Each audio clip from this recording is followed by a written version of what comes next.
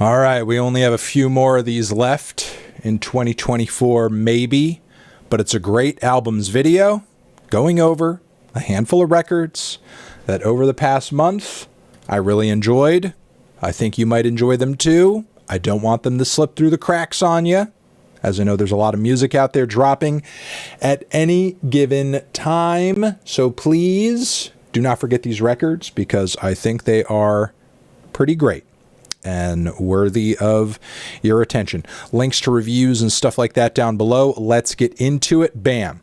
Starting with Shushu. 13-inch Frank Beltrame Italian Stiletto with Bison horn grips, the new record from Shushu, which of course is intense, it's dark, it's abrasive, it is just insane, off-the-wall indie rock with lots of goth leanings and lo-fi aesthetics. And as odd and as off-putting as Shushu's music can tend to be for the uninitiated, I actually think this is one of the band's most accessible records in a long time. The melodic licks, the riffs, if you can call them that, as well as the drum beats go hard, are very groovy, are very direct and to the point. It's definitely not as dark or as harrowing a listen as their previous LP, Ignore Grief. As a longtime Shushu fan, I do tend to enjoy these, kind of short, sweet moments in the band's catalog where they do hit us with some songs that I think have some real snap to them. This record is one of those moments,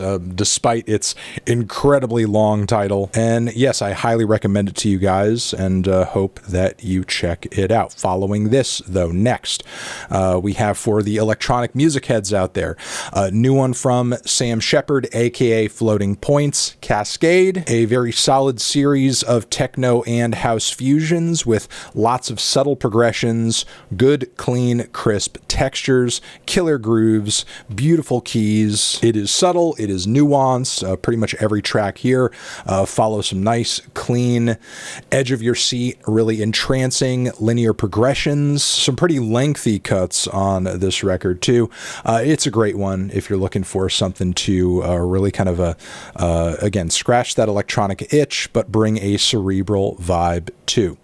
All right, following this, Nails, Every Bridge Burning. The power violence powerhouse is back with a record that really reinforces a lot of the same aesthetics as their last album, but leans lyrically and conceptually a lot further into nihilism and just also antisocial behavior and rhetoric. I mean, the last record, and this is a contrast I wish I specifically brought up in my review of this album, had at least like kind of a sense of, a small sense, a limited sense of community and togetherness to it.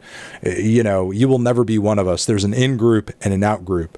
Whereas thematically on this record, no, instead the tone has kind of changed to fuck everyone. I just want to be by myself.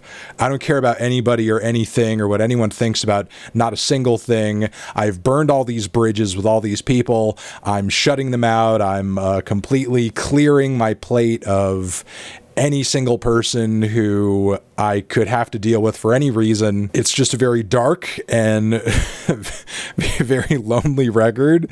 And the music also does not sound very inviting. So, I mean, it kind of fits. But yes, killer riffs, amazing production from Kurt Ballou, a new band lineup in tow as well, which you can really tell because the drumming has definitely been revitalized on this LP. But what else would you expect from a band as heavy and as aggressive as Nails?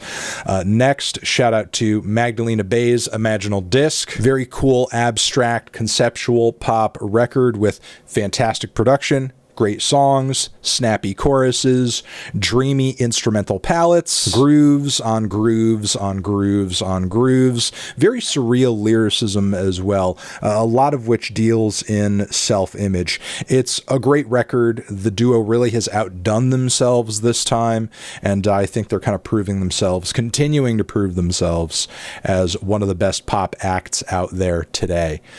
Next, shout out to Blue and Exile on their new record together, Love the Ominous World. These guys have made some of the biggest and best modern classics in hip-hop together over the last decade plus, and they continue to do so on this new album. Blue has been super prolific as of late, dropping archival projects, dropping collab albums, dropping all sorts of stuff. And of course, I mean, why not throw an Exile album in there too as well, I guess. But, you know, if you love your conscious hip hop, your boom bap, your jazz rap, and you love to hear a lyricist who has incredible amounts of personality, flow, and a very unique knack for jumping very deeply into topics on this record, ranging from past memories and experiences to literally a song about rain, then you are going to love what the Ominous World here has to offer. I mean, as a record in the greater Blue Exile catalog,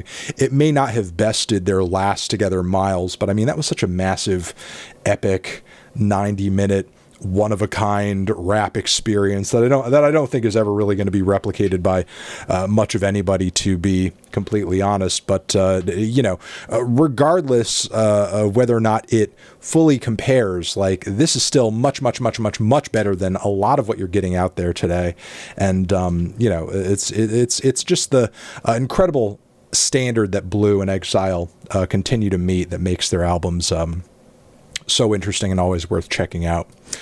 Following this, I want to shout out a couple of shorter releases that I have not done full reviews of, but I think they are very much worth your time, and they have some great tracks and highlights on them. One, this new Corpus 2 EP2 from Show Me the Body. This is pretty much like an ongoing take in their Corpus series, because they had that Corpus record years and years back, like in 2017, I believe, where it was just like, you know, wall-to-wall collabs with a variety of different artists. They're pretty much doing that as well on these EPs, specifically the second one over here that I want to point you guys to, that has some killer appearances from Blackie as well as Spelling.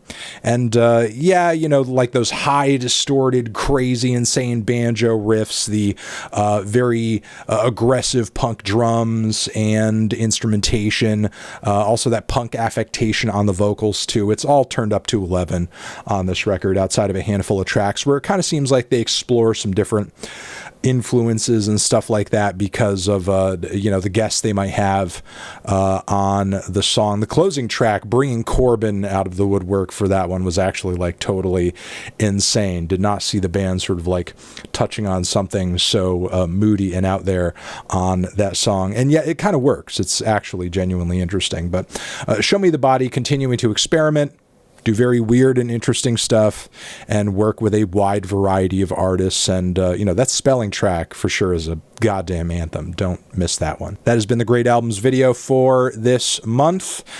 Maybe there will be another one in November, but we are just kind of getting close to the end of the year, you know, so it's going to be list week once we hit December and all that. So, you know, it's been quite an interesting year for music, to say the least. Thank you guys for watching. Over here next to my head is another video that you can check out. Hit that up, or the link to subscribe to the channel. Anthony Fantano, Great Albums. Mwah. Forever.